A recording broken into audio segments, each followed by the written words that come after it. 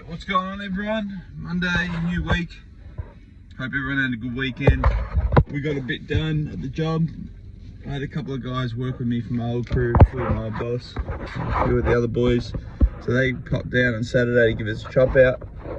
As you can see, we got a heap done. I'll take you around there in a minute, but we actually got the whole thing wrapped all the way around on the scaffold, or virtually 3/4 of the way around in one day. And then while I went on a hot streak, Source wanted to work, so me and him worked up yesterday, and we did the other bit of around the meter box and into the entry over the front door. So now we're just waiting on the lintel because it still hasn't arrived to put straight up there, the T-bar. And what else I got to do? 6 sills and just a couple of courses to go on that render pier there. But I'm excited for the new week. I used to hate Mondays. Now that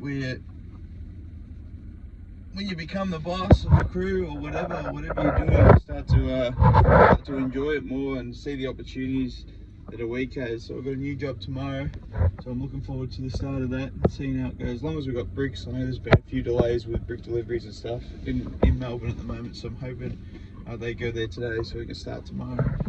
But we've got a few things to do. Me and Danny are going to finish this off, clean up the job. Shouldn't take too long. We should be able to get a few hours here to run around, do the sills, clean the job site up. There's a lot of bricks and stuff around. We've got to put them in these jumbo bags that this company provides for us. So we'll clean the job, pull everything down, pack all our tools, and then I've got to take the brick washing machine, which is down at the moment. I've got to take it back to get fixed. So that's what's going to be today. Hopefully we've got a few jobs sitting there now that we've done that need to be brick washed, and we can't get to it because the machine's down. So that's today, that's Monday, and let's get into it. I'm going to probably show you how I do some of my sills. This company, I know they all vary from company to company with how they do their window sills. I like the ones that have like overhang, especially like this company that my old boss works for. They do like 20mm overhang of sills, and I was talking to a few of you in the comments about the sills. This job does flush at the bottom, which can be annoying, especially when they don't work brick gauge. So I think Dina might have to cut a few splits for a couple of sills. A few of them might work. I'll just show you how I gauge them out and what I do to do my sills. So, all right, Dino's already out here waiting, so I'm going to get started, pull off the stuff, and everyone have a good week. Let's get into it, eh? Cheers. All right. We're doing a sill. First thing I do is I work out whether it's going to be splits or not underneath. So if you come in here, we only have half bricks for these ones. So I'll work out with a 10mm fall roughly what I'm going to need, and I put it against the existing bricks that I've got. So you got to make sure you have a 10mm bed joint for underneath here and underneath your sill. So I measure whatever that distance is there. So I've already measured 25mm, so we want to make sure we have 10mm full. We're going to need a 15mm split, or a 10mm split, probably better off in this case. It should look nasty, but there's nothing we can do about it. Then what I do is make sure it works gauge. So I click this on the end, where our last thing going to do, get a gauge tape. Alright, so come over here now. Come to the very end here. You'll see that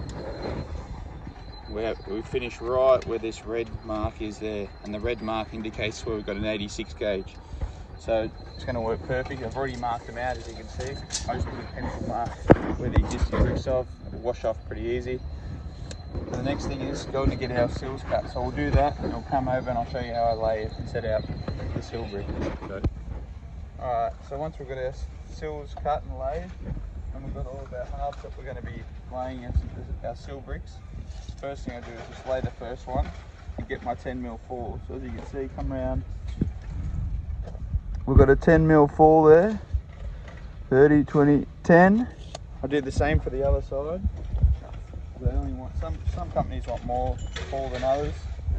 These guys just want a 10mm fall, which is always good to lay. And then all I do is I run a line. On the bigger ones I run a line anyway. Some of the small ones like that one there, probably won't worry about running a line. We just put a little level on. But these bigger ones, I'll knock a wall pin in, run a line across. Do the same to the other side.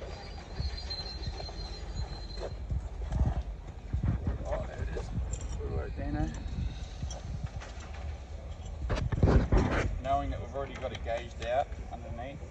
We've got our mud on there. And what you want is nice and firm mud. You don't want anything wet. You don't want any wet mud on the actual bed. You want that on the firmer side, so it's alright to lay it while you set this up. Let it harden up a bit.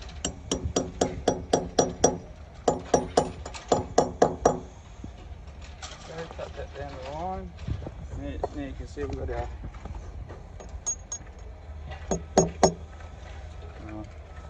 sometimes they're a bit fiddly.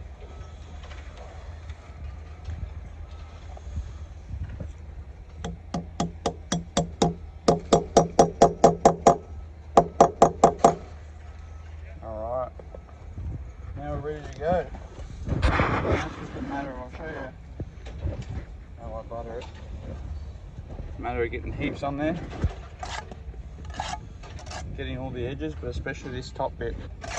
I like to get more mud on the top there, because as you go to lay it, you'll see that top bit tries to,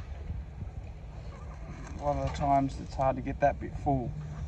So now it's just a matter of putting it in, lining it up with that mark that I've already got down there, tapping it down the line and making sure we're flush, in this case with these guys, flush at the bottom.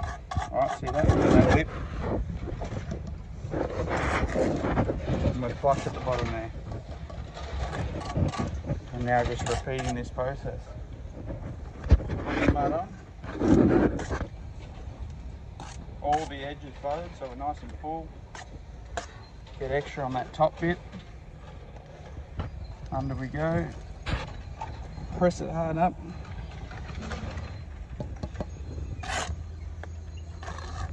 Line it up with our gauge mark at the bottom. Gotta come over a bit.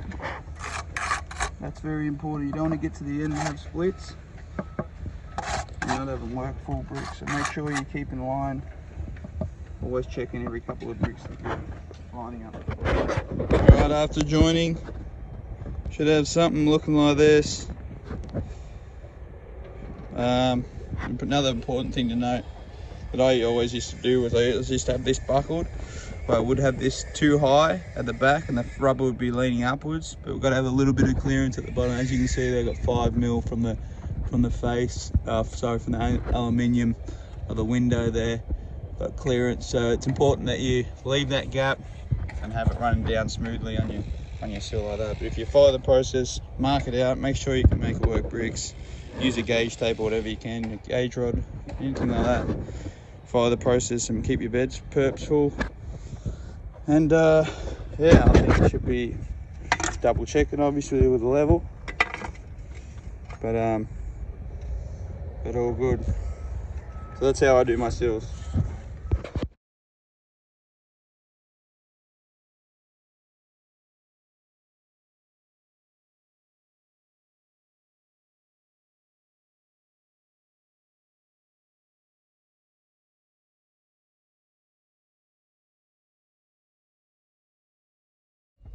Alright, just finished the sills.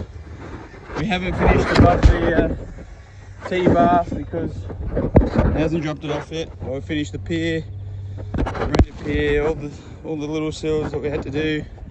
So now we're just waiting for the guy to come drop off the bar, set it up there on us.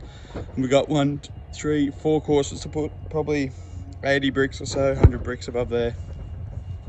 But that's it. That's it for the job. We're just putting the finishing touches on.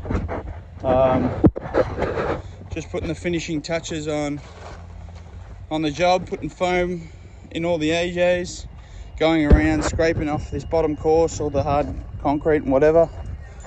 So cleaning up all the bricks, all the brokens in the jump bin, stacking all the full bricks. We got finished off this with a door sill here, and this is the job. So